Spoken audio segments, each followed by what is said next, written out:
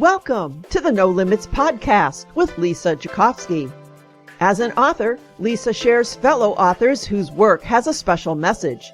Aspiring writers find these conversations inspiring and helpful for their own upcoming or current journey. In addition, Lisa's experience helps families with children or adults with special needs, or anyone interested in autism or psychology in general. So, sit back, relax, and enjoy the No Limits podcast with Lisa Jakovsky. Hello, and welcome to the No Limits podcast with Lisa Jakovsky. Today, I have with me Matt Lowry, licensed psychological practitioner, autistic man, and parent of an autistic individual. How are you doing today, Matt? I'm doing great. Thanks for having me.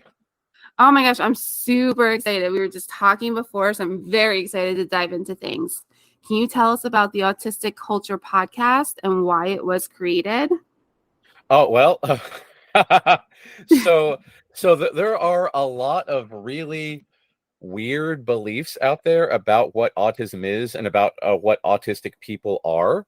So we decided to, it started way back with Meg Proctor Farrell with she was doing her podcast, and she came across my reframing of the DSM-5 criteria.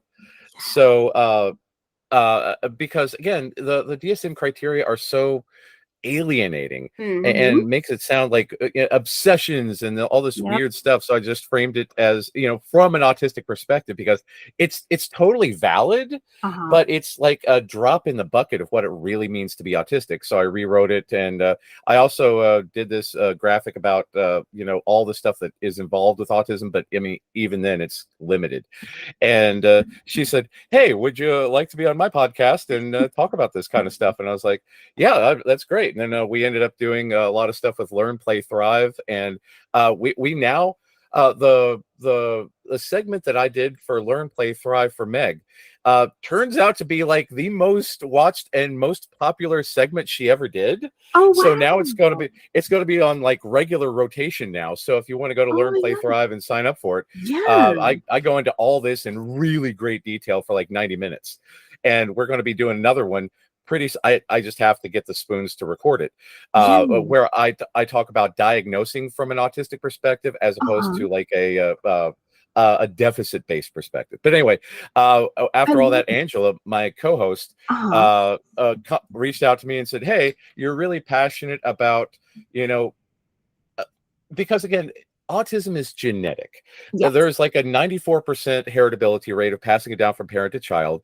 And not only that, like, behind me, I've got all my lightsabers and all my cool Marvel stuff. And I teach my son about, lightsabers and Marvel stuff and all the shows that I watch. So autism is in fact a culture. It's the way of our people, and we teach our kids who teach their kids who teach their kids, and we've been autistic for generations. And unless autism speaks as their way, we will be autistic for many more generations. So we got together and we decided we're essentially the PR department for autism. So we got together and started looking up famous autistic people who have been officially diagnosed, people who have a lot of autistic traits who have been unofficially diagnosed. We have stuff like Star Wars and Ghostbusters that has innate autistic creation to it. Because like Dan Aykroyd is autistic in real life. He wrote the Ghostbusters as being autistic, and it's an inherently autistic-centered movie. So there's a lot of stuff out there. Like Walt Disney, very autistic. And, he had a thing with the number 4. He had a thing with trains. All of his friends he made by going to the train shop. I mean, if that's not an autistic man, we go into way more detail in the Disney episode. But, I mean, Disneyland and Disney World is an autistic paradise. So it's fantastic. So there's all these great parts about autistic culture that I don't think that people really understood. So we decided to create a podcast about it so we can advertise to the world and help people who are autistic find pride in being autistic, and help people who aren't autistic appreciate autistic culture and invite them in, because I think it's my belief that we're essentially the canaries in the coal mine when it comes to sensory stuff and all the traffic and all the chaos in the world. And if people who aren't autistic wanted to stop and check it out, they might really like living the autistic life too, because I think it's better for everybody. So we want to invite everybody in to live the life autistic. So hopefully this is a good showcase of what you might sign up for. So here we are. Oh my God, I absolutely agree. And I absolutely love it. I can't wait to put the podcast out there to my students, because you're so right. There's so many people out there that they don't realize have autism and are doing these incredible things. And that's what we need. We need more of that positive autism out there. And I love your message. We want to invite you in. I absolutely love that. That's incredible. That's what we need so much more of. Yeah, there's so much cool stuff, and there's so much cool art, and so much attention to detail. And again, we like to live a life free of noise and free of chaos. And I really think that a lot of people in the world have been duped into believing that the rapid pace of our modern world is normal, when we've been like, for thousands of years, we didn't have traffic and all this noise and everything. We got along pretty well. But I think that everybody deserves to have, some calm in their lives. And I think that if they tried it, they might really, really like it. I honestly agree with that completely. I always tell my students, I think everybody has some kind of a sensory issue going on, and they don't realize it. And I'm from Jersey, which is like so similar to New York with that fast pace, got a go, go, go life. And I've even had to learn how to calm myself down when it comes to that stuff. And it's so much better. And that kind of a peace that comes with that calm is so much better than just go, go, go. Oh, very much so, yes. Right? You know, like you guys, you have so much to offer, and you have so much for us to understand. And this world needs to take the time to adapt to you instead of trying to push you to adapt to us. And I feel like if we did and we had that more of acceptance, we would have such a better world, period. Well, that's the thing about neurodiversity. Because, okay, so for instance, like, this is going to be a weird tangent, but we'll get back to it. That's okay. For instance, the Tasmanian devil. The Tasmanian devil, one of my favorite cartoon characters of all time, based on an actual creature in, surprisingly enough, Tasmania. So it turns out that due to generations upon generations of inbreeding, all modern Tasmanian devils are essentially clones. So they're all very genetically similar, but there is a disease that is ravaging the Tasmanian devil population because they're all equally susceptible to this disease, and conservationists are trying desperately to isolate Tasmanian devils in the wild so that they won't die as a species, because they don't have enough diversity to protect them from this disease that is killing off the population. And this is the same thing with biodiversity in other areas, with plants, with animals, and neurodiversity. Because think of, well, again, my favorite example is Ghostbusters, because Egon and Ray, two Ghostbusters, they are definitely autistic. They are autistic coded. They are intentionally written as autistic. Peter, I'm not really sure what's going on there, because he's just Bill Murray on TV. But Winston is neurotypical, and he's there and he's saying, but man, this is kind of weird stuff, don't you think? And Janine is neurotypical. She doesn't really get them, but she really likes being around them. But Ray and Egon can't function without Janine and Winston, because Ray and Egon develop the equipment, they learn how to catch the ghost, they do the research, they spend all of their time doing the research so that the Ghostbusters can thrive, but they don't do the stress of the day-to-day stuff. They're not good with money. They're not good with, communicating with people. Janine is the one who communicates with people. Winston is the money guy. That they need different brains in order to make this organization work, because you can't do it without the research and the science, and you can't do it without the people. You can't do it without the money. It takes all kinds of brains in order to fully function. And this is the great thing about neurodiversity. We really, really need all types of brains in the world. And I really wish that people had more appreciation for that, instead of just trying to be this mythical normal, when if everyone was the same, it would be like the Tasmanian devils and we would go extinct in a generation. I absolutely agree. And this world pushes independence so much. I get it to a point, but I am so about teamwork and working together, and things just go so much better that way, and if we push that more, and pushed aside our differences, we probably have more peace and calm in this world too. Well, that's the thing. I mean, throughout human history, humans have lived in little villages. Humans have lived with extended families. That phrase, "it takes a village to raise a child," for some reason we're very, very isolated these days, and Yeah. this mythical independence is just incredibly stressful for modern people because we're doing things now that have historically required a village to do. And every human being needs to support. There is no actual human being. Ron Swanson from Parks and Recreation could do it, Uh-huh. but he's a fictional character. Real human beings, we all need support. We all need Agree. understanding. We all need help at all points in our lives. And to try to con people into saying, yes, you should do everything by yourself, that's Exactly. disingenuous and hurtful for us. 100%. And then you bring in families who have a hard time accepting the diagnosis, and they've got this Yeah. little one, and it becomes so much more work and more stress because of the fact that they're not wanting to work as a team, work as a family together. I see it all the time when I was working in early intervention, Yeah. and I tell my students certain things all the time, and I know they think I'm preaching to them, but I know they're going to be like, Professor Tchaikovsky, she was right in the future, Yeah, exactly. It's one of those life lessons that Yeah. you have this weird I don't know, mythical view of how the world works when you're Yeah. young, and the more that you learn and the more that you understand, the more that you realize, wow, that was way off base. So Right? you need to listen to people who've been out in the real world and understand it, even if it's something that you don't want to hear. Exactly. And that's why I love teaching. And I cannot wait to put this episode out to all of my students. This is Awesome. amazing. Can you also tell us about your diagnosis, Matt, and how it has impacted your career as a licensed psychological practitioner? Okay, so first of all, my degree is weird. I'll tell you about that in a minute. So Okay. my story is long and bizarre. It started off when I was a kid. I was clearly autistic. I only ate Campbell's vegetable beef soup every single day. I only played with certain toys. I only wore certain Yeah. clothes. And in first grade, my mom had me tested. Well, my teacher said, "Hey, I think that he needs some testing," and my mom was like, "All right."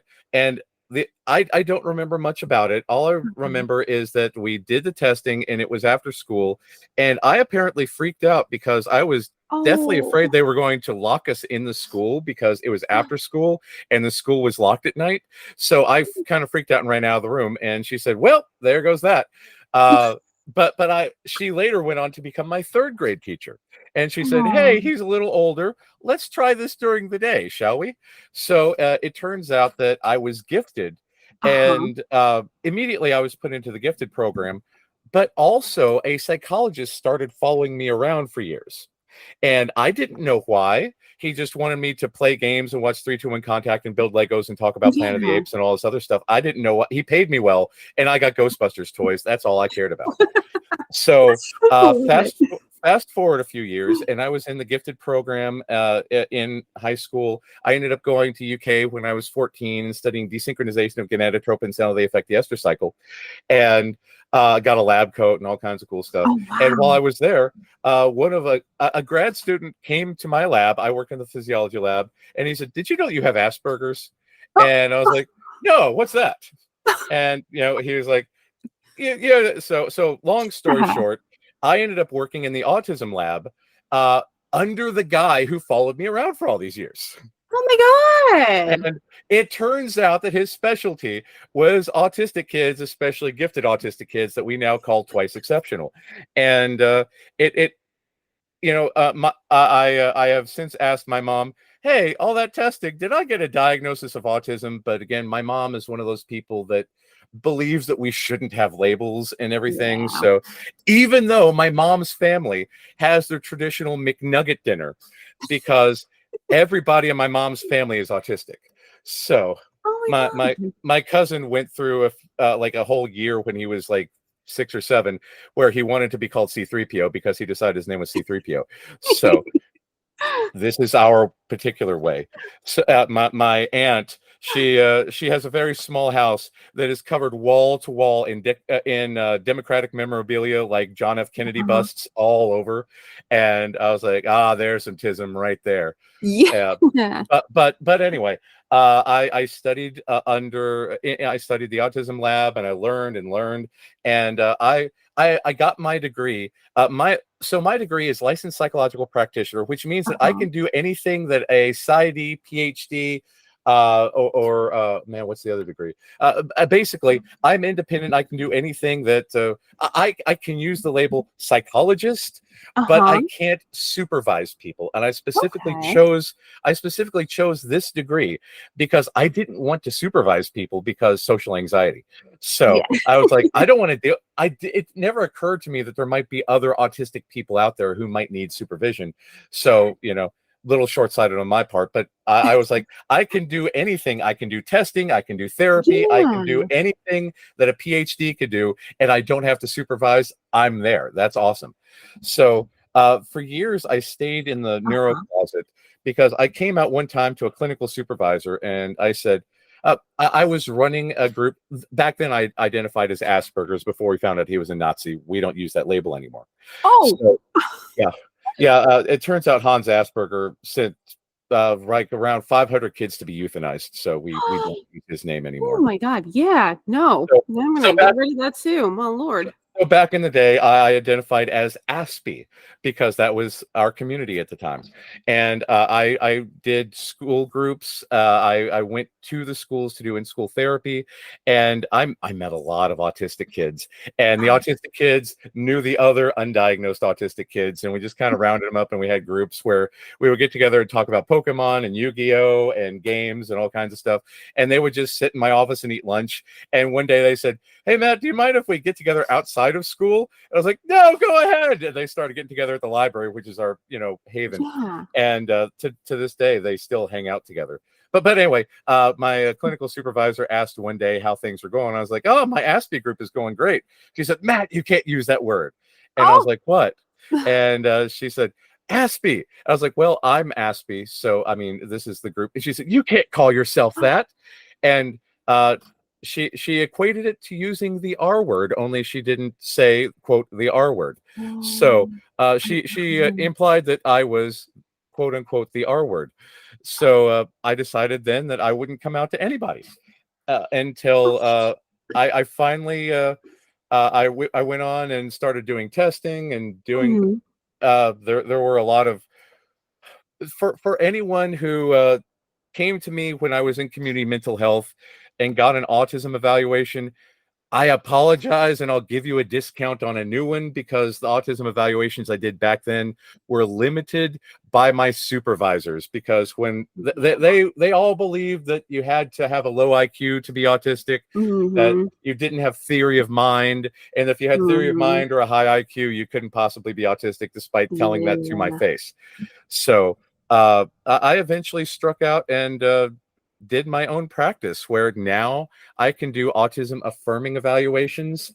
And instead of just basing autism evaluations on eye contact and social awkwardness, we talk about interoceptive difficulties where we forget to eat and sleep and drink. Proprioceptive stuff like I'm bouncing my legs and I'm swirling around or twisting around in my chair right now.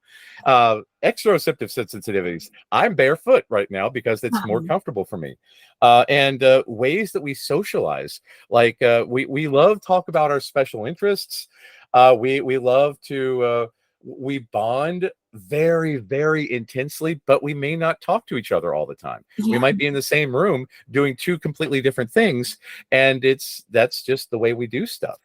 And I understand it from the inside, and it's become a really, really great journey once I got my own place. But man, there are a lot of challenges being autistic in a world that does not understand us. Is that autistic centered therapy that you were talking about? Oh boy. Okay, so that's my baby. So for years I did well, I'm a gestaltist by nature because I think looking back, Fritz and Miriam Pearl's clearly autistic, but that's a long time ago. But I was trained in CBT, but this is the main thing about CBT. CBT, cognitive behavioral therapy, essentially focuses on, hey, perhaps you're wrong, and you need to look at things from a way that everyone else agrees upon. And saying that your anxiety is imaginary and your depression is imaginary, and you just need to get a better mindset. But that's not the case for us, because autistic anxiety comes. Okay, so autistic brains.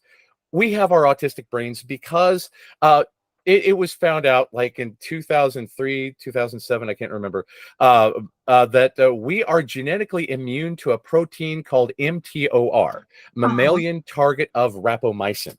And that protein is responsible for what we call autophagy. So most people go through their lives and they have a chemical in their brain that dissolves their brains, that dissolves their synapses, that dissolves their dendrites. And they say it makes brains more efficient, which is why it happens. But autistic people don't do that. So by the time that by the time the neurotypicals reach adulthood, but like around 26, 27, they've dissolved half of all their brain cells. They've dissolved half of all their connections, never to get them back. They call that synaptic pruning, and that is that's the reason that they have the phrase "you can't teach an old dog new tricks," because brains become less plastic and more limited. But autistic people don't do that. So we process 42% more data at rest than neurotypical people do. We don't have a sensory filter. That they measured that neurotypical people tune out like 98% of all sensory data. We hear like electricity. We often have synesthesia. We often see more colors. We have a wider range of stuff that we hear. And we can't tune it out, which is again why I'm barefoot, because I can't tune out itchy socks. So this greatly changes our perception of the world. And because we're constantly processing so much data, we have anxiety from all of the data that we're processing, because the world is inherently chaotic to us. And we also have depression because the world is not set up for us, and the world says, have you tried just suffering? And instead of saying, perhaps here's some accommodations. So autistic anxiety and autistic depression are very, very different from traditional anxiety and depression. Oh, and ADHD people, it turns out last year, also have hyperconnected brains. So everything that they thought about dopamine and that may be nonsense, and that autistic people and ADHD people may be genetically very, very much linked, because there's a huge overlap. So AUDHD might be the default condition, whereas on one side there's autism, on the other side there's ADHD. So that's a whole other thing. But that's why there's autistic-centered therapy, because when I was in therapy, I've been depressed at a number of points in my life, and like my therapist, I was like, oh yeah, you're very depressed. And I was like, yeah, but I ate some healthy choice meals this week. And she said, well, you really need to be cooking all your food and chopping up things and this. And I was like, I don't have the energy for that. I thought healthy choice would be good because it's a healthy choice. And she's like, well, you need to do more. I'm like, I can't do more. If I didn't have the executive functioning problems, I wouldn't be here. So I changed. I with other autistic therapists developed autistic-centered therapy, where we focus on living a healthy autistic life, overcoming the trauma that was inflicted upon us by people who were telling us to just suffer, working on autistic advocacy work, not only for our community, but for ourselves, and standing up for our own needs and saying, no, I really need time alone. I really need decompression time. I really need a sensory closet. I really need this. And then, of course, what I call automotive maintenance, where we have to learn how to take care of our autistic meat bodies, because due to the interoceptive stuff, we need schedules to eat, schedules to go to the bathroom, schedules to drink. I need to have a very large container of liquid so that I stay hydrated. We have to learn how to survive in a world that was not built for us. So this is what I do these days, and people come to me from all over Kentucky, so that thanks to telehealth, I could see people all across the state, and we learn how to be healthier autistic people. That's incredible. I just learned so much. I am so fascinated and so excited right now. That is absolutely amazing. I'm so excited to put this out there. This is just like this needs to be worldwide. This would help so many families, so many people, outside of Kentucky too. Thank God for telehealth that we can put this out there. Oh yeah. Oh my gosh, this is so important. This would change so many people and so many lives, and there's so many things that we didn't know. Like I never really knew about the medical stuff and about the synapses pruning like that. Yeah. And that's the reason why behavioral therapy just doesn't work for us, I because agree. behavioral therapy is based on removing those connections and making new ones. But since we don't remove the connections, it has zero effect on us. And Yeah. again, it's not a behavioral disorder. It's the way our brains are wired. So we need to work with our brains instead of trying to force a square peg into a round hole. I agree completely. And reading over your description of ABA, it made me realize that's the real reason I left the field. Yeah. I got so burned out and wanted to leave because I'm like, they don't like change. They No. don't like anything different. They're not open to anything. And that was the reason I always told people why I left. And then I realized it's actually the fact that they refuse to be creative. They refuse to be flexible, and they're trying to force things. Okay. Yeah. Yeah, it's an industry that preys upon people, both clients Yeah. and practitioners, and they sell you one idea but force you into another. And I know there are so many people out there who learn the same thing that you do, and now they're doing autistic centered stuff because there's so many people who went into ABA because they didn't know they were autistic and they wanted to help autistic people, but they got burned out by the very system that hired them. And it's very unfortunate. 100%, and just being in the field too, you work with so many people that are just not good at ABA. And then it makes it even worse for the families, even worse for the kids. And, it's so tough. It's so tough. I don't miss being in the field. I don't blame you. I love the fact that I can put this stuff out there and actually change people's minds to a positive manner. Exactly. We need the positivity. We need the understanding, because we autistic people are human. We just human a little differently. Exactly. And to me, it doesn't make sense as to why people don't understand that. Why is different not beautiful to everybody? Why are we trying to force individuals that are different to be the same when, we should really be adapting to them? Like, I hate the word normal. I hate the word typical. Yeah. And that's the weird thing about this, because we get this rap for being inflexible and resistant to change, but the system is inflexible against us. Like, well, why can't you do things my way? It's like, well, I mean, aren't we having the same problem here? Why can't we do things different ways? Exactly. And I'm going into school psychology, and something that we've actually been learning about is how the assessments that we're working on need to be more culture based and need to God, be, yes. right. It's something that's being worked on. A lot of the assessments have been updated, but there's certain ones that, and I just had this conversation in my normal psych class too, they're gender based, but how can you make it gender based when we have all these different genders now? Exactly. Yeah. And that's the thing. They're all normed. For instance, like, the reason why, that for the longest time they thought of autism as a quote boy disorder because, they only studied young white cisgender boys. But that one of the neat things that I'm working with Macy Sutancio right now out of California, because we want to get more intersectionality in our practice and learning how autism presents in other cultures. And because it's in every culture, on every continent, in every type of person, no matter race or culture or skin tone or gender or anything. And it's all of these instruments. It's a very horribly sexist, racist approach, very colonialist, in that there's a one way to do things, and so many people are getting excluded from the conversation, and it's dangerous for people because there are so many. For instance, like Chris Rock, clearly autistic, but he was diagnosed with nonverbal learning was it nonverbal learning disability? Yeah, which is essentially autism for Black people. So it's a weird thing, because he. And I believe that he has since realized that he's autistic, but it's one of those things. We need more representation across all areas, because that way people will find themselves in other people. Exactly. And you mentioned norm reference, and I'm starting to realize this semester, just, teaching abnormal psych for the second time, how horrible it is to have norm referenced assessments too, because who Yeah. is to say that's what should be going on at that age? You know what I Exactly, mean? exactly.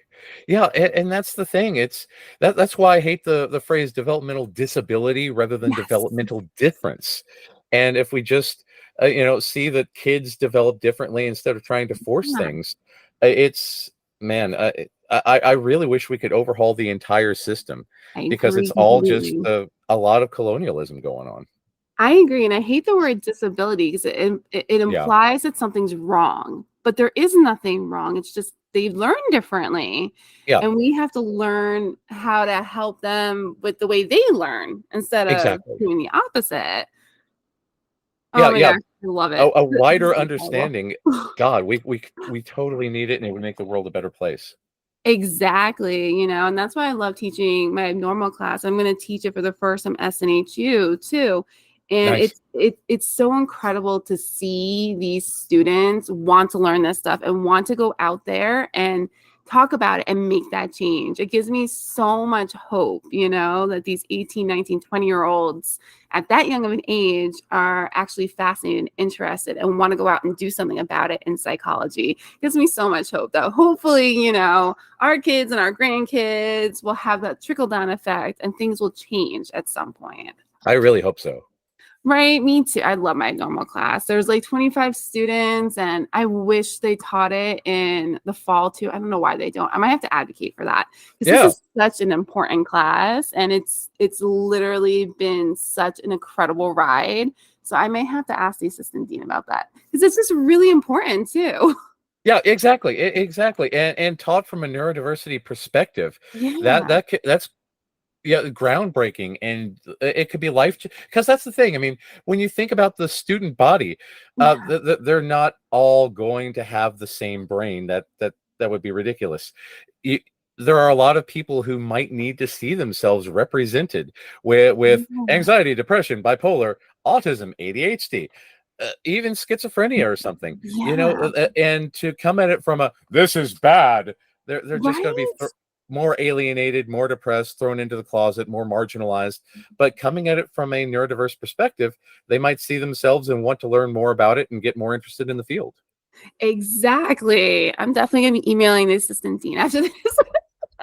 Because I love it. I can't wait to put this information out there for my students. They're so thirsty for the information. It makes me even more excited. It makes me really sad the semester is almost done, but Yeah.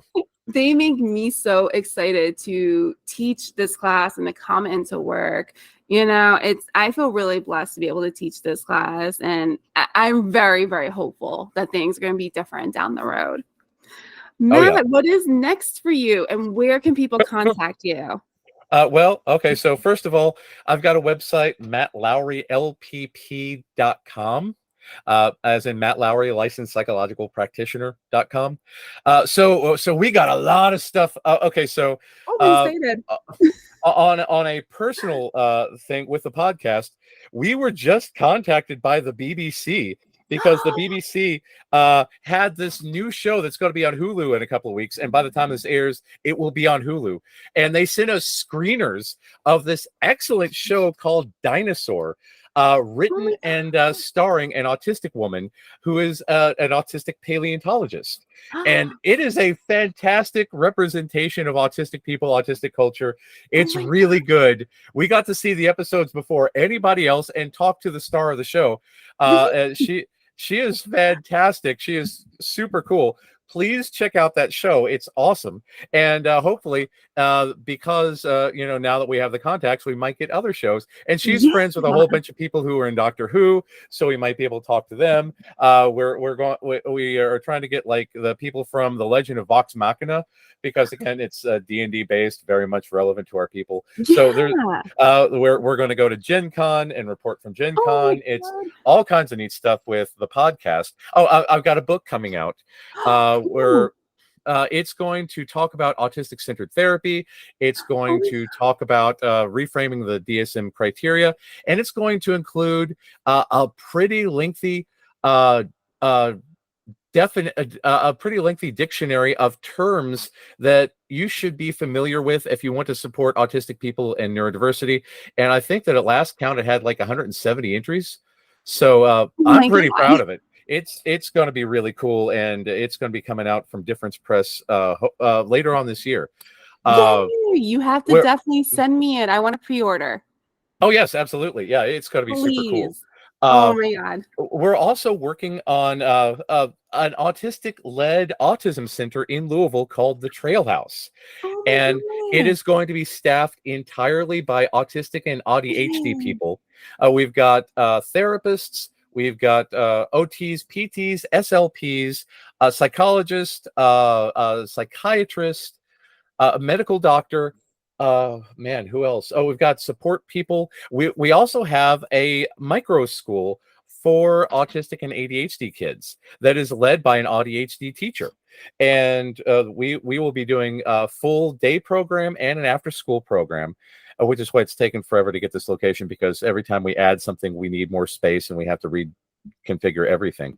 We're also working on groups for people of all ages, especially like newly diagnosed adults, because there's like zero resources out there for adults, especially like people who are like 50 and older, who, you know, Yeah. their grandkids were diagnosed, then their kids were diagnosed, and then it comes back and says, it turns out that having a, you know, $1 million train set up in your basement isn't neurotypical.